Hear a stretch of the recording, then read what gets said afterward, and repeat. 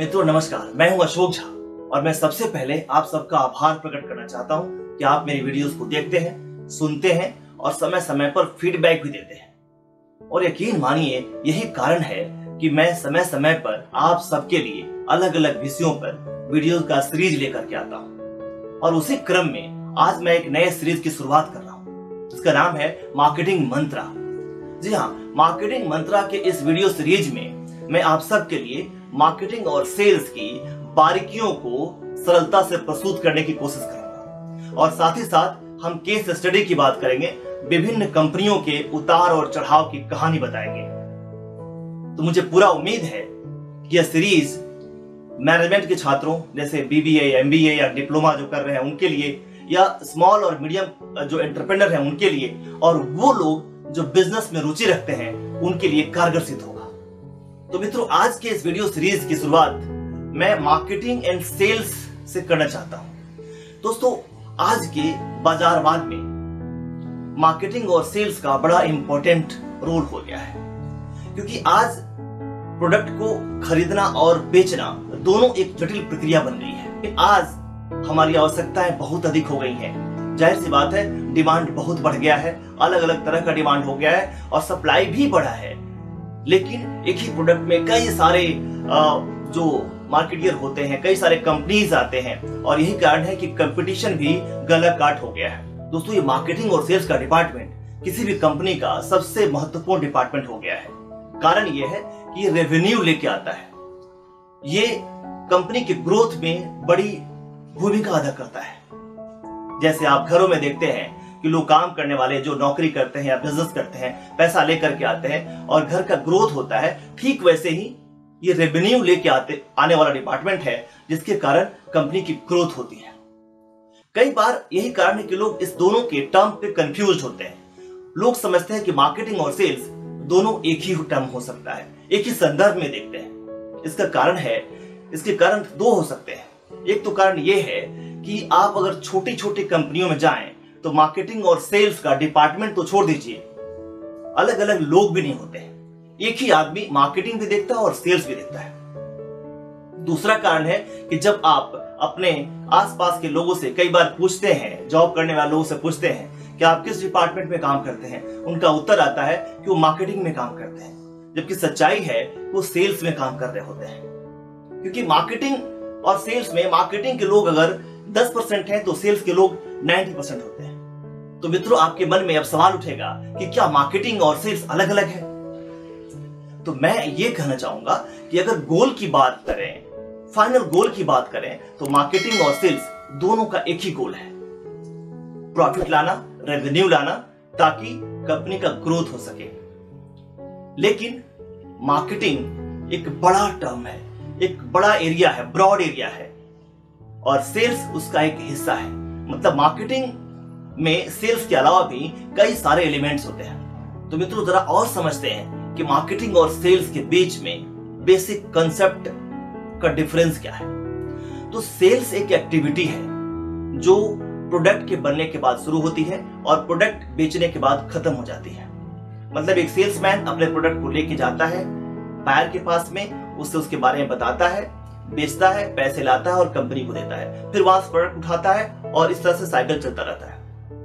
जबकि मार्केटिंग एक स्ट्रेटजी है जिसमें मार्केटियर जो है वो कस्टमर के नीड्स को समझता है, पहले क्या आवश्यकता है उसके बाद उसके हिसाब से प्रोडक्ट को डिजाइन करता है, फिर उसी हिसाब से कंपटीशन के हिसाब से प्राइसिंग रखता है, फिर डिस्ट्रीब्यूशन चैनल फिट करता है कि कस्टमर तक ये प्रोडक्ट पहुंचे कैसे, कस्टमर को इसके बारे में कैसे अवेयरनेस है, उसके लिए प्रमोशन की बात करता है, फिर बेचने के बाद उसकी आफ्टर सेल सर्विस की बात करता है और फीडबैक लेता है ताकि उसमें अपग्रेडेशन कर सके।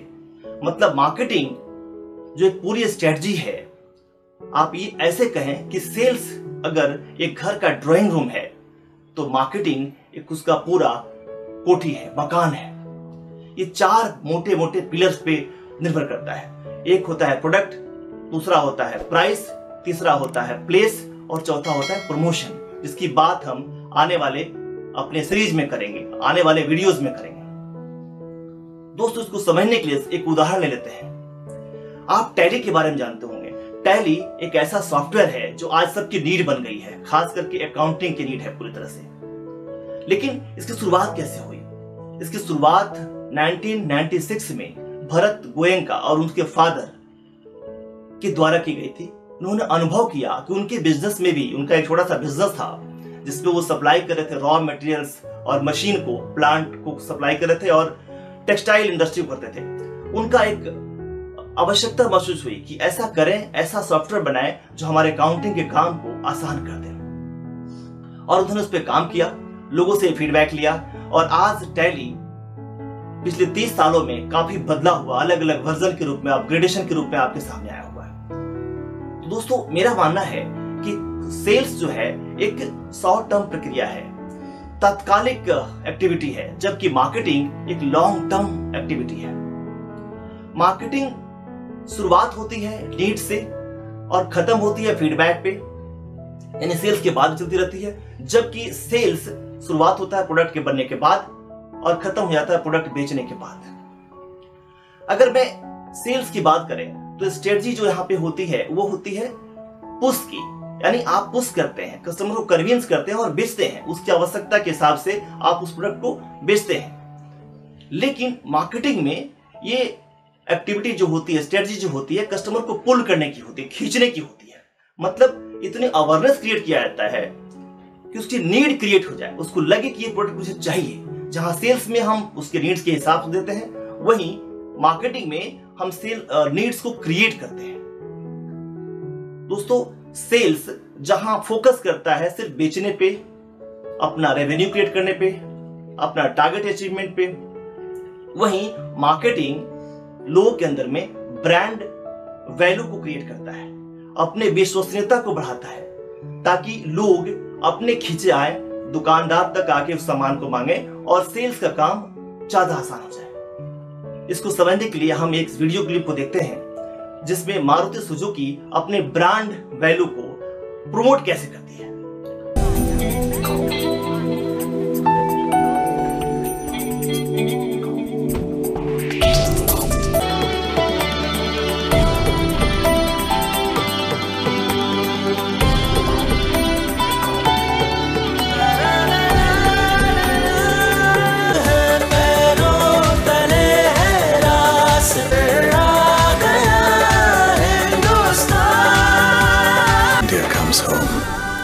तो इस वीडियो में आपने देखा कि कैसे मारुति अपने ब्रांड को प्रमोट करती है। मतलब साफ है कि जहां सेल्स पुश स्ट्रेटजी है, मार्केटिंग पुल स्ट्रेटजी है। सेल्स में प्रॉफिट का मैक्सिमाइजेशन सेल्स के मैक्सिमाइजेशन पर डिपेंड करता है, वहीं मार्केटिंग में प्रॉफिट का मैक्सिमाइजेशन उसके कस्टमर के सेटिस्फेक्शन पे निर्भर करता है। जहां सेल्स में सेल्स पर्सन की स्किल्स, उसकी कन्विंसिंग पावर होती है, उसके बात करने की क्षमता होती है, वहीं मार्केटिंग में जो लोग काम करते हैं उनका स्किल एनालिटिकल होता है, वो डेटा पे काम करते हैं, डेटा को समझते हैं और डेटा के हिसाब से अपना रिजल्ट सामने लाते हैं। दोस्तों, मार्केटिंग अगर मैं एग्जांपल के रूप में देखूं तो आपने क्रिकेट देखा होगा। क्रिकेट के मैच में दर्शक होते हैं, पिच होता है, प्लेयर्स होते हैं। ठीक वैसे ही अगर मान लें आप, तो मार्केटिंग सेल्स वालों के लिए पिच का निर्माण करती है, उनके लिए दर्शक लेके आती है, ताकि सेल्स का काम आसान हो जाए, सेल्स अपने सेल्स का स्कोर कर सके, अपनी सेल्स को बढ़ा सके। तो मित्रों, उम्मीद करता हूं कि इस सीरीज में आपको मार्केटिंग और सेल्स के बीच का बेसिक डिफरेंस, उसका कंसेप्ट समझ में आ गया होगा।